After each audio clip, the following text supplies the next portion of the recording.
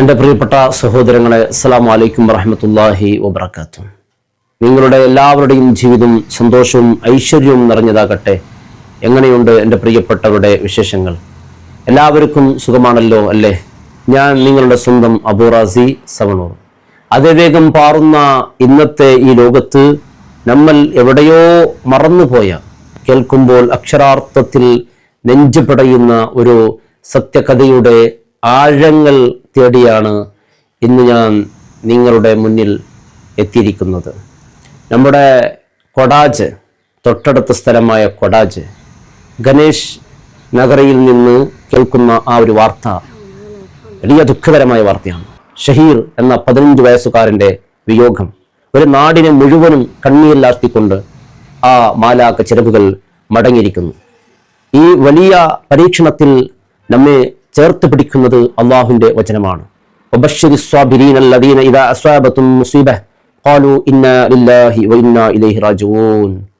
ക്ഷമിക്കുന്നവർക്ക് താങ്കൾ സന്തോഷവാർത്ത അറിയിക്കുക. താങ്കൾക്ക് വല്ല വിപത്തുകൾ ബാധിച്ചാൽ അവർ പറയുന്നത് ഇന്നാ ലില്ലാഹി വ ഇന്നാ ഇലൈഹി റാജിഊൻ. തീർച്ചയായും നമ്മൾ അള്ളാഹു നിന്നുള്ളവരാണ്, അവനിലേക്ക് തന്നെയാണ് നമ്മുടെ മടക്കവും എന്നാണ്. അള്ളാഹുൽ ക്ഷമ ഉള്ളവർ, പ്രിയപ്പെട്ടവരെ, ഈ ചെറിയ പ്രായത്തിൽ അവൻ യാത്രയാകുമ്പോൾ ആ മാതാപിതാക്കളുടെ അവസ്ഥ എന്തായിരിക്കും? മുത്തനബി സല്ലല്ലാഹു അലൈഹി വസല്ലം നമുക്ക് നൽകിയ വലിയൊരു ആശ്വാസമുണ്ട്. ഇദാ മാത വലദുൽ അബ്ദ് ഖാല അല്ലാഹു ലിമലായികതിഹി ഖബൽതും വലദി അബ്ദി ഫയഖൂലൂന നഅം. എൻ്റെ മകൻ നഷ്ടപ്പെടുമ്പോൾ, തൻ്റെ മക്കൾ നഷ്ടപ്പെടുമ്പോൾ ക്ഷമയോടെ അള്ളാഹുവിനെ സ്തുതിക്കുന്നവർക്കായി സ്വർഗത്തിൽ ഒരു വീട് പണിയപ്പെടുമെന്ന് അവിടെ നിന്ന് പഠിപ്പിച്ചിട്ടുണ്ട്. മുത്തായ റസൂൽ ബൈത്തുൽ ഹംദ് എന്ന പേരിൽ അറിയപ്പെടുന്ന വീട്. പക്ഷേ എങ്ങനെയാണ് ആ പൂമോറ്റ് കൊഴിഞ്ഞു പോയത്? ഗഡിയാറിയിൽ വെച്ച് അവൻ അപ്രതീക്ഷിതമായി എന്ത് സംഭവിച്ചു? കേൾക്കുമ്പോൾ ചങ്ക് തകർന്നു പോകുന്ന ആ സത്യം, അതിലേക്ക് വരാം. കൊടാജെ ഗണേഷ് നഗരിയിലെ ആ ചെറിയ വീട്, അവിടെ ഷെരീഫിൻ്റെയും കുടുംബത്തിൻ്റെയും എല്ലാമായിരുന്ന ഷഹീർ, വെറും 15 വയസ്സ്, പഠിച്ച് മിടുക്കനായി നാടിനും വീടിനും തണലാകേണ്ട പ്രായം. ഗഡിയാറിയിലെ ഓട്ടോറിക്ഷ ഡ്രൈവർ പുത്താക്കെ അറിയാത്തവർ ആരുമുണ്ടാകില്ല. അദ്ദേഹത്തിൻ്റെ പ്രിയപ്പെട്ട പേരക്കുട്ടിയായിരുന്നു ഷഹീർ. ആ ഉപ്പാപ്പാന്റെ വിരൽ തൂങ്ങി നടന്ന കാലം മുതൽ അദ്ദേഹത്തിൻ്റെ വാർദ്ധക്യത്തിലെ വലിയൊരു പ്രതീക്ഷയായിരുന്നു ഷഹീർ. ഒരു വിശ്വാസിയെ സംബന്ധിച്ചിടത്തോളം മരണം ഒരു അവസാനമല്ല. എങ്കിലും ഇത്രയും ചെറിയ പ്രായത്തിൽ ഒരു വാക്കുപോലും പറയാതെ ഷഹീർ യാത്രയാകുമ്പോൾ ആ കുടുംബം എങ്ങനെ സഹിക്കും?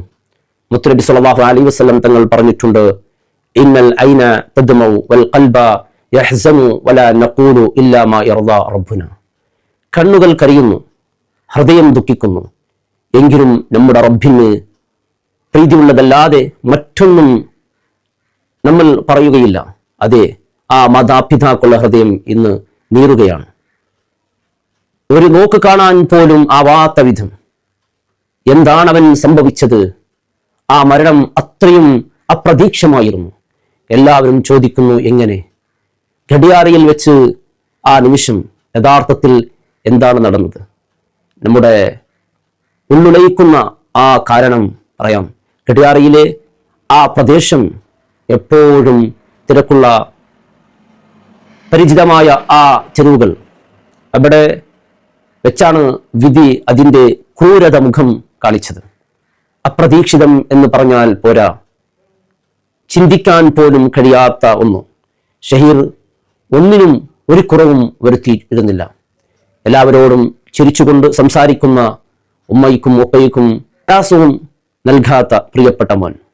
ആ മകൻ ഇനി ഒരിക്കലും തിരിച്ചു വരില്ലെന്ന് കേൾക്കുമ്പോൾ ആ ഉമ്മയുടെയും ഉപ്പയുടെയും നിലയിലെ ഇന്നും ആ നാടിൻ്റെ കാതുകളിലുണ്ട്. വിശുദ്ധ ഖുർആൻ ഓർമ്മിപ്പിക്കുന്നത് വമാ തദ്രീ നഫ്സും ബിഅയ്യി അർദിൻ തമൂത്ത്.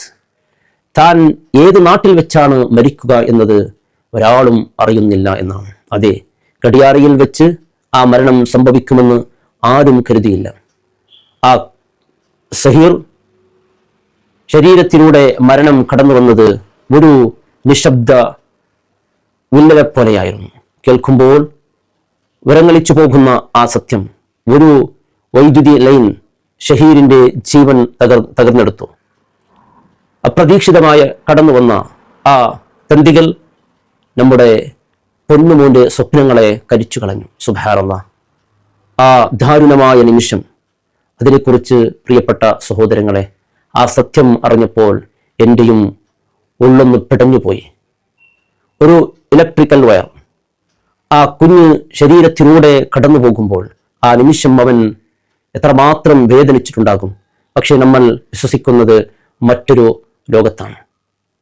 ഇന്ന് ഷഹീർ വേദനയില്ലാത്ത, പ്രയാസമില്ലാത്ത ലോകത്താണ് പടച്ചവൻ അവനെ സ്വീകരിച്ചിട്ടുണ്ടാകും.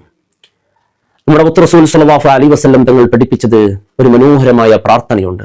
അല്ലാഹുമ്മ ഗ്ഫിർ ലഹു വർഹംഹു വആഫിഹി വഅഫു അൻഹു. അല്ലാഹുവേ, നീ അവൻ പൊറുത്തു കൊടുക്കണമേ, അവനോട് നീ കരുണ കാണിക്കണമേ, അവന് സൗഖ്യം നൽകണമേ, അവന്റെ വീഴ്ചകൾ മാപ്പ് നൽകണമേ എന്നുള്ള പ്രാർത്ഥന. ഷഹീറിന്റെ വേർപാട് ആ കുടുംബത്തിന് താങ്ങാകുന്നതിന് അപ്പുറമാണ്. ഷരീഫിന്റെ ഉത്താക്കളുടെയും കുടുംബത്തിന് അള്ളാഹു സബ്ർ നൽകട്ടെ. ആ മാതാപിതാക്കളുടെ കണ്ണീർ ഒപ്പാൻ പടച്ചവൻ തുണയാകട്ടെ. ഈ ഒരു സംഭവത്തിൽ നിന്ന് നമുക്കും ഒരുപാട് പാഠങ്ങളുണ്ട്. നമ്മുടെ പരിസരങ്ങളിൽ അപകടങ്ങൾ ഒളിച്ചിരിക്കുന്നതിന് നാം ജാഗ്രതരായിരിക്കണം.